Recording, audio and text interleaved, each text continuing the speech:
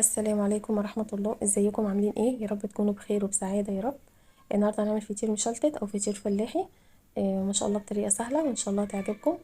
اسهل بقى من العجن والفرد. الفطير صعب الناس كتير تعمله، فانا بعمله بالجلاش بطريقة سهلة وبتطلع نفس النتيجة. هنا بقى بدهن الصينية سمنة وبحطه بقى بالطريقة دي. ما شاء الله بيطلع طعمه حلو. والسمنة لو فلاحي بتديله طعم طبعا جميل، احلى من اي نوع سمنة تانية، بس الموجود نعمل بيه. انا عندي زبدة فرن وسمنة جنة. حطيت سمنة على زبدة. بدهن بقى كده كل ورقة ورقة بدهنها سمنة، عشان الفطير لما لازم تدهني سمنة كويس عشان يبقى ممرق معاكي. ويعني اساس الفطير سمنة. وبعد ما يستوي لو السمنة زيادة صفيه عادي، مفيش مشكلة. هنا بقى برصه بالطريقة دي كده عشان تطلع مدورة.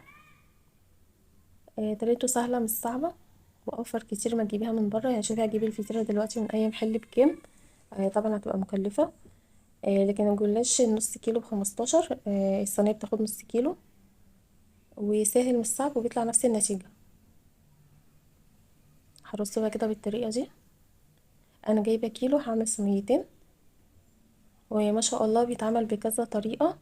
ممكن تعمليه حلو بالمكسرات واللبن، وممكن تعمليه باللحمة المفرومة بالجبنة. بأي حشو عايزة تعمليه بيه بيتعمل. انا عاملة كذا وصفة على القناة. يعني الجلاش ليه كذا وصفة تتعمل بيه، ما شاء الله بيبقى طعمه حلو. هرصه بقى كده بالطريقة دي.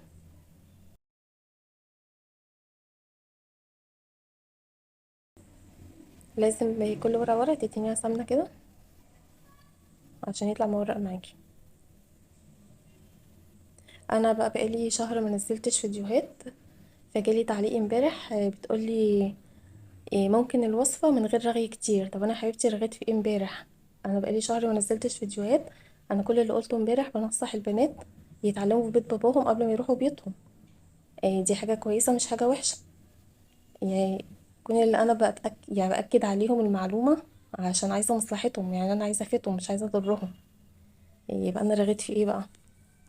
بعدين انا بقالي 8 شهور فاتحه القناه. شوفي فيديوهاتي اول ما طلعت، كل فيديوهاتي 3 دقايق و4 دقايق، وببقى ساكته فيهم وبعتذر للناس. اقول لهم اعذروني لو انا ساكته مش عارفه اقول ايه. انا عمري اصلا ما كنت فاكره ان انا افتح قناه واطلع اتكلم مع الناس. انا بحب الخصوصيه جدا. هتقولي طب وانتي ايه اللي خلاكي يعني خصوصيه؟ طب ما تفتحيها ليه؟ الله اعلم بقى بظروف الناس. ما تحكميش على الناس كده من الظاهر. الله اعلم بظروف الناس. انتي ما تعرفيش انا بمر بايه وعايشه ازاي. فما تحكميش على حد وتجرحيه بالكلام. يعني كلمة ايه اقولي الوصفة بس؟ طب ما انا من ساعة ما فتحت القناة بتكلم في الوصفة بس. ما رغيتش في حاجة. كل اللي انا عايزة افيدهم ان هم يبقوا في بيتهم شاطرين وعارفين يعملوا كل حاجة. دي حاجة حلوة ليهم مش حاجة وحشة. هي لما تتعلم في بيت باباها وتبوظ الحاجة في بيت باباها، هي مش مسؤولة عن حاجة. مامتها موجودة باباها موجود، فعادي براحتها تبوظ تتعلم حاجة عادي. لكن في بيتها لما عملت أكلة وبوظتها، يعني يعني هي مش هتبقى مبسوطة. وساعتها بيتها مسؤول منها هي. ولو قلت لهم لو جبتوا اكل من بره مش هينفع تجيبي اكل من بره كل يوم. اكل بره كل يوم مكلف ومش صحي. اللي هي كل يوم يعني هتيجي لحد دلوقتي بادئ حياته لسه يعني بادئ حياته وكل يوم هيجيب لك اكل من بره. شوفي الاسعار بقت عامله ازاي، وفي الاول وفي الاخر الاكل مش صحي من بره. فشوفي فيديوهاتي من اول ما فتحت 3 دقايق و4 دقايق، غير بيعمل الفيديو بالساعه. وبيقعدوا يقولوا كلام يعني. ساعات ما تطلعي بالفيديو مش مستفاده اي حاجه، بس هي فيديوهات بتتحسب وخلاص. فانتي حبيبتي مش عاجبك تتفرجي عليا ما تتفرجيش. لان انا ما قلتش حاجه غلط او حاجه تضر البنات، انا بنصحهم. ان انتي تكتبي لي ممكن الوصفه بلاش رغي كتير. شوفي فيديوهاتي من اول ما طلعت برغي وبتكلم ولا ببقى ساكته. انا كذا فيديو اول ما طلعت بعتذر للناس فيه اللي انا ساكته. انا زي ما قلت لك ما بحبش الكلام الكتير وما بحبش مثلا. عمري ما كنت افكر ان انا افتح قناه واتكلم. بس انتي ما تحكميش على الناس من الظهر.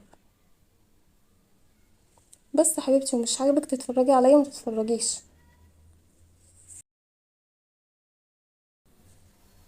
هنا بقى خلصت الفطير وحطيته كده زي ما شفتوا بقى معايا. ودهنتها كده سمنه.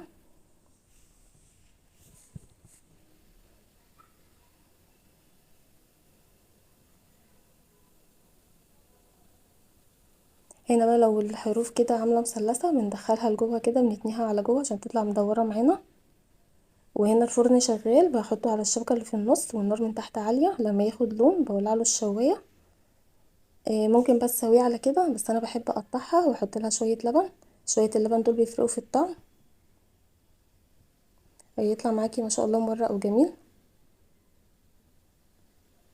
يعني انتي ممكن ما تقطعهاش تدخليها تستوي على كده، بس انا بحب اقطعها عشان احط لها شويه لبن.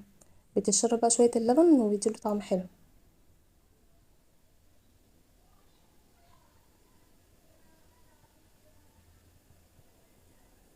دي كانت اول صينيه، انا جايبه كيلو هعمل صينيتين.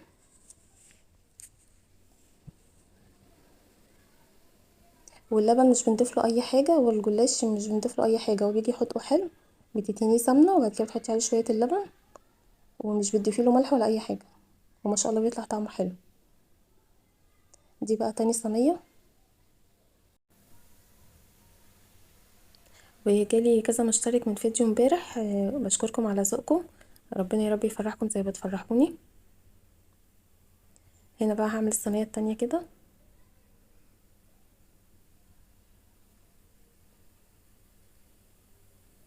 طريقته سهله مش صعبه، وما شاء الله بيطلع طعمه حلو.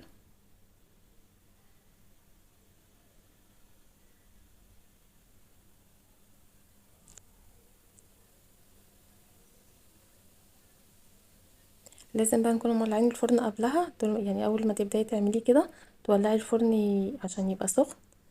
والنار من تحت بتبقى عاليه. ياخد لون معاكي. لو وشه محمرش تولعي له الشوايه. وبعد كده تطلعيه. عايزاه طري بقى تبقي تغطيه. اول ما يطلع من الفرن تغطيه كده وتسيبيه شويه، هيبقى طري وما شاء الله يطلع حلو.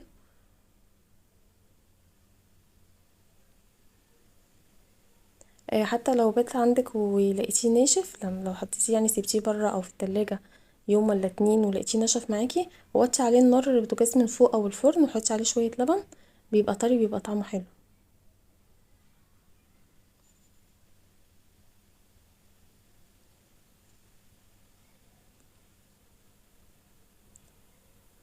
هنا بقى بعد ما خلصت النص كيلو برجع بقى ايه، احط ورقه على ورقه كده وادهنها برضو سمنه.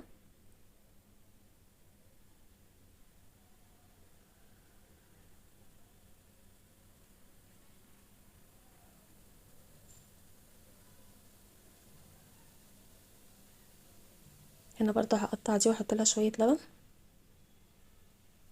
لو ما عندكيش لبن ممكن تسويه زي ما قلت لك كده عادي، بيطلع برضو حلو.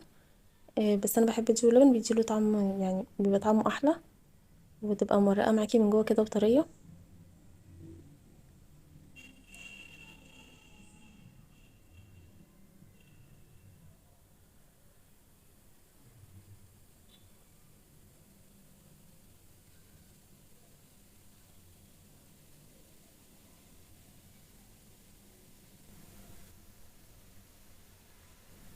هنا دي الصينيه الاولى ودي التانية. هنا كان استوى ما شاء الله طلع جميل.